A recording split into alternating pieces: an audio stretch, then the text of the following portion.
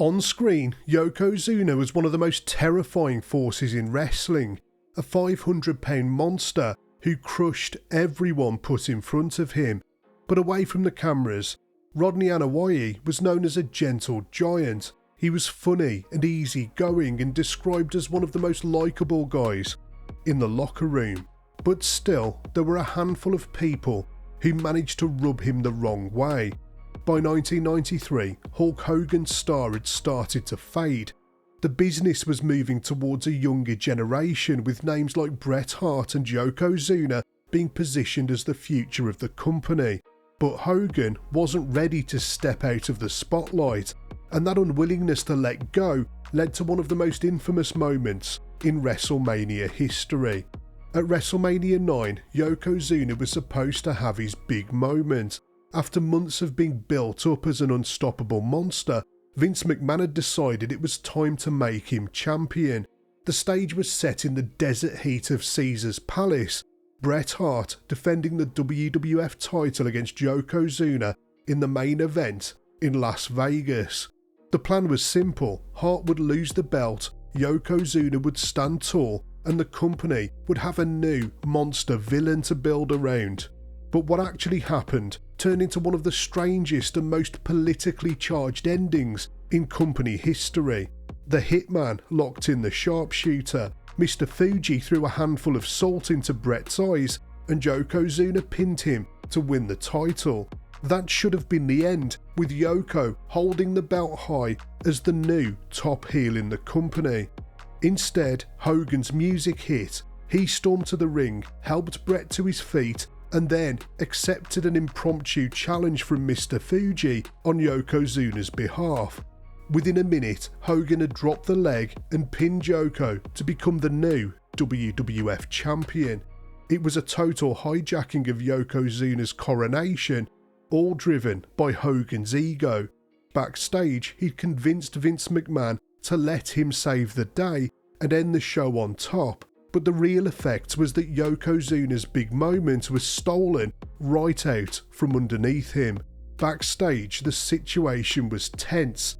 Bret had gone into the weekend expecting to retain the title, only to be told the day before that not only was he losing, but Hogan would immediately swoop in and take the belt for himself. Rodney, who was normally one of the most easygoing guys in the locker room, was said to be just as upset. He didn't make a scene at the time, but everyone knew he felt robbed of his moment.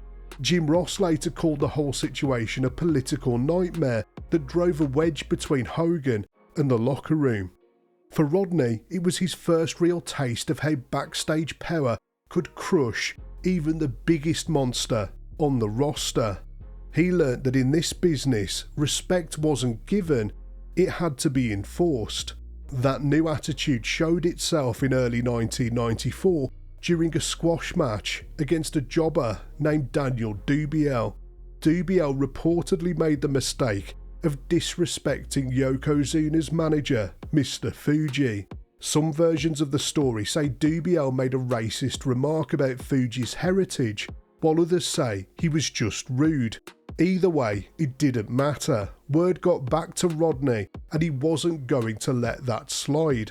He was fiercely loyal to Fuji, and when he stepped into the ring that night against Dubiel, a routine squash match turned into him sending a message. Normally, when Yoko delivered his bonsai drop, he protected his opponents by grabbing the ropes and landing on his feet first.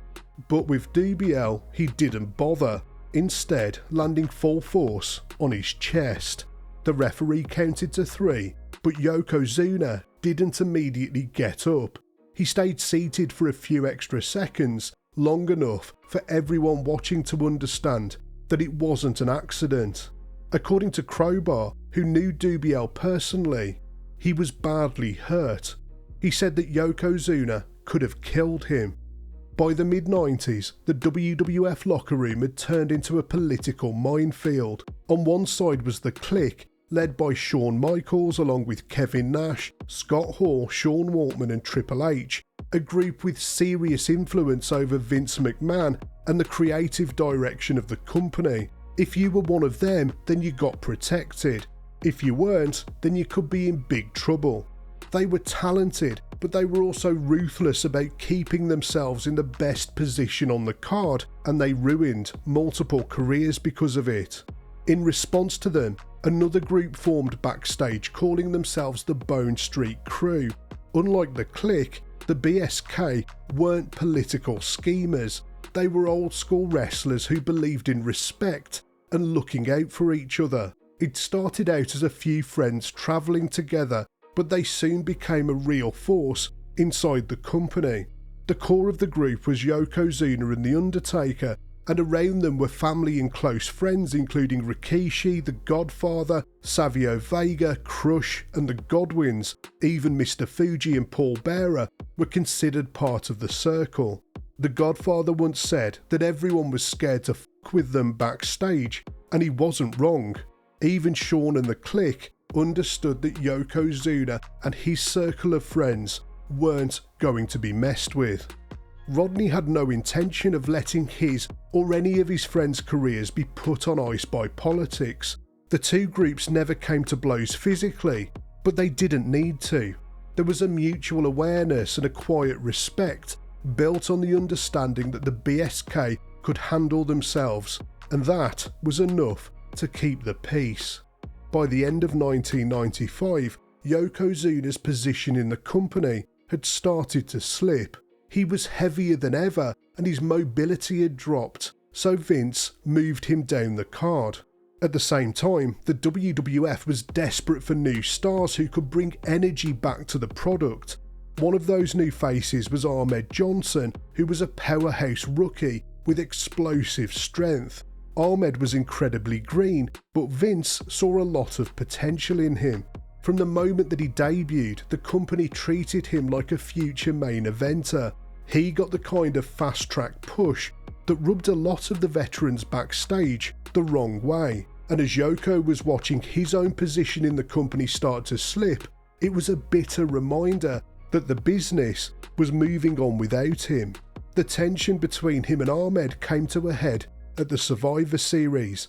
Vince had given a very specific instruction. Ahmed was to run in and body slam Yokozuna during the match. That move had always been a symbolic moment in the WWF. Slamming a giant like Yokozuna was how Vince tried to make new stars. Hulk Hogan had done it with Andre, and Lex had done it with Yoko too, and now Vince wanted Ahmed Johnson to have that same spotlight. But when Ahmed told Yoko the plan backstage, the reaction wasn't what he expected. He reportedly looked at him and said, "Well, I hope you can get me up because I'm not going to help you." And when the time came, he meant what he'd said. In the ring, Yokozuna didn't jump or shift his weight to make the slam easier. He just stood there like dead weight. Ahmed gritted his teeth and managed to pull the slam off on his own, but not without consequences. He later said that he felt his back snap under the strain. Rodney just didn't respect Ahmed Johnson because he hadn't paid his dues and he didn't deserve a push. But deep down, he knew the direction things were going. The truth was that Rodney was running out of time. His body was breaking down and Vince was losing patience. Yokozuna's size had always been part of his appeal because it made him look unbeatable. But as the years went on, he took that image too far. He kept on getting bigger and bigger, convinced that his size was what made him unique. By 1996, he reportedly weighed close to 660 pounds. He could barely move, and some wrestlers started to refuse to work with him. There were genuine fears backstage that he might collapse or even have a heart attack in the middle of the ring. At first, Vince didn't want to fire him. He wanted to save him. He tried to ease his workload by pairing him with Owen Hart in a tag team, hoping it would take some of the strain off. The company even paid for him and Vader to attend a weight loss clinic. But that failed when the two of them were caught sneaking out to grab fast food in the middle of the night. When private warnings didn't work, Vince decided to make it public. He turned Yoko's condition into an angle. Vader broke Yokozuna's leg on television, giving him time off to supposedly try and lose weight. The angle ended with one of the most humiliating moments of his career as he was carried out of the arena on a real forklift. The situation got worse when the New York State Athletic Commission refused to license him. He failed his medical exams, making him legally unable to wrestle in one of the company's most important markets, and for Vince, that was the breaking point. What started out as concern was now a business liability. After the Survivor Series in 1996, Vince gave him an ultimatum: lose the weight or you're fired. But from Rodney's point of view, the whole thing felt unfair. For years, Vince had encouraged him to be bigger, to look more imposing, to keep feeding that image of the unstoppable giant. Now the thing that he'd built his entire career on was being treated like a problem.